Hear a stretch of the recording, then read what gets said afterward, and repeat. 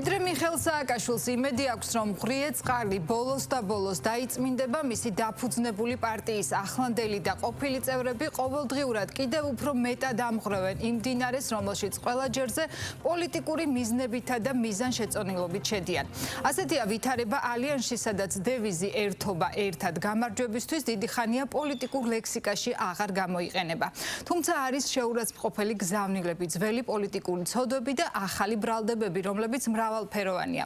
ღალატის ისტორია, ძარცვა, ამორჩევლების გადაბირება, სადავო 40 მილიონი.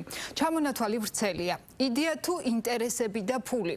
რას ვერ იყოფენ ყოფილი თანაგუნდელები. თითის ქნევა ეს ნაციონალური მოძრაობა არ მიიღებს გვარამიასგან, იმიტომ რომ თუ ვინმე გაძარცვა ნაციონალური მოძრაობა და პირადად მიხეილ სააკაშვილი, ნამდვილად არის ნიკა გვარამია. ერთობის დემონსტრირებიდან ერთმანეთისთვის თითის ქნევამდე და წარსული პოლიტიკური წყენების გახსენებამდე ოპოზიციურ ალიანსში დაპირისპირების ხაზი ახლა ნაციონალურ მოძრაობასა და პარტია ახალს შორის გადის. იმ პარტიის, რომელიც თავის მხრივ 2024 წელს ნაციონალური მოძრაობის ორმა ყოფილმა ნიკამ, გვარამიამ და მელიამ შექმნეს. პარტია ახალი შექმნიდან ბევრი რამ შეიცვალა, თუმცა როგორც ჩანს, დარჩა პოლიტიკური წყენა, რომელზეც საუბარი სასჯელ აღსრულების დაწესებულებიდან ჯერ სააკაშვილმა დაიწყო. გარეთ კი მისმა თანამოაზრეებმა განავრცეს იმის თაობაზე, თუ როგორ გამოიყენეს გვარამიამ და მელიამ 2024 წლის საპარლამენტო არჩევნებზე სააკაშვილის რეიტინგი და კონტაქტები ხმების მისაღებად. გარდა ამისა, ნაციონალური მოძრაობის წევრები სვამენ კითხვებს იმ მრავალ მილიონიან დაფინანსებაზეც, რომელიც პარტია ახალმა საარჩევნო კამპანიაში დახარჯა.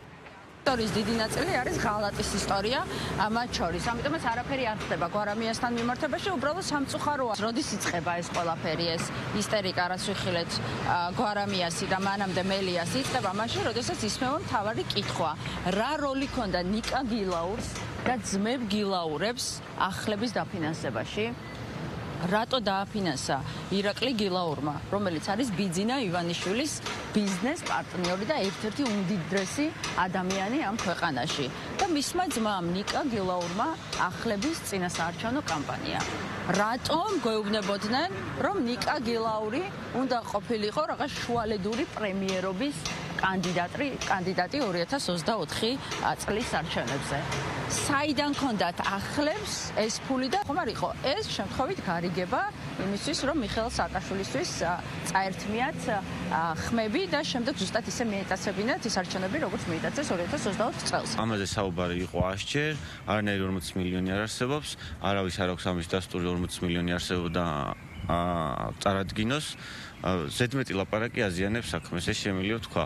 ნაციონალური მოძრაობიდან დასმულ კითხვებსა და ეჭვებზე პარტია ახალის მილიონებზე უსაფუძვლო დღესაც უწოდეს ადრესატი პარტიიდან. თუმცა ბევრი აღარაფერი უთქვამთ ძველ წყენებსა და დაპირისპირებაზე. ამ დაპირისპირებასა და ბრალდებებზე დღეს არც გვარამიას უთქვამს და დაუწერია რამე. განსხვავებით გასული 2 დღისგან, როცა Facebook სტატუსებით არაერთხელ უარყო 2024 წელს ნაციონალური მოძრაობის ხმების მოპოვება სააკაშვილის ხელით და როცა თავად ნაციონალურ მოძრაობას პარტიის შიგნით არსებულ ტურბულენტობასა თუ პარტიულ სისუსტეზე მიუთითა. არც სააკაშვილის სახელი გამოუყენებია 4-იან არჩევნებზე და დამარცხებული ნაცი რეგიონალების ჭორაობის გარდა არც ერთი ამის რეალური მაგალითი არსად და არასდროს ყოფილა წარმოდგენილი. ყოველ ჯერზე ასე იქნება, ვიდრე ნაცმოძრაობა ვერ გაიგებს, რომ მარტო მიშა არაა საკმარისი არათუ არჩევნების მოსაგებად, არამედ ოპოზიციაში ყველაზე წინ გასასვლელადაც კი. იმიტომ კი არა, რომ მიშაა სუსტი, არამედ იმიტომ, რომ არც მუშაობა, არც გუნდურობა, არც მკაფიოობა, არც თანმიმდევრულობა ამ პარტიას დიდი ხანია აღარ აქვს და მარტო მიშა ჰგონიათ საკმარისი და ამის ხარჯზე ყველაფერი გონიათ მიღწევადი. სააკაშვილის ფაქტორის ექსპლუატაციის გარდა დიდი ხანია ნაცმოძრაობამ არაფერი არც იცის, არც გაუკეთებია და არც პოტენციალი აქვს. მიუხედავად ყველაფრისა, ზოგადად ჯანსაღი პროცესი მიმდინარეობს და მღვრიე წყალი ბოლოს და ბოლოს იწმინდება. ამ ყველაფერში უნდა გვახსოვდეს მთავარი რამ. ჩვენ გვაქვს დიდი იდეა, ამ იდეისთვის მე ყველაფერი გავიღეთ. დანარჩენებს აქვთ ინტერესები, საბოლოოდ იმარჯვებს იდეა და იდეალისტი ხალხი და არა ინტერესები, ფული და კუტოკები. ეს კი უკვე სააკაშვილის მოკლე გამოხმაურებაა იმ დაპირისპირებაზე, რომელიც მელიას შემდეგ ახლა უკვე გვარამიასა და ნაციონალურ მოძრაობას შორის აშკარა და საჯაროა. სააკაშვილი ამ პოსტში კონკრეტულ სახელებსა და გვარებზე არაფერს წერს. სამაგიეროდ სხვები დარწმუნებული არიან, რომ ამ მღვრიე წყალში ახლა თუ ვინმეს რაიმე პოლიტიკური სარგებლის მიღება სურს, ეს სწორედ თავად სააკაშვილია. ეს სხვა კი პირველ რიგში თამარ ჩერგოლეიშვილია, რომელიც ამ პროცესის მიღმა სწორედ სააკაშვილის ამბიციებსა და დომინირების სურვილს ხედავს. საერთოდ არანაირი მნიშვნელობა არ აქვს манипулаტორ ნარცისებთან და მათ მფრინავ მაიმუნებთან არგუმენტირებულ დებატებს. არანაირი. მიშას უნდა დომინაცია, ამისთვის იგონებს ჭორებს, იწყებს მადისკრედიტირებელ კამპანიებს. მერე თავს იმსხვერპლებს, მერე გეჩხუბება რომ უღალატე. ერთადერთი სწორი პასუხი არის, რომ კეფაში წაუთაქო ყველა ხმის ამღებაზე და თავისი ადგილი მიუჩინო იქამდე, ვიდრე შეეგუება.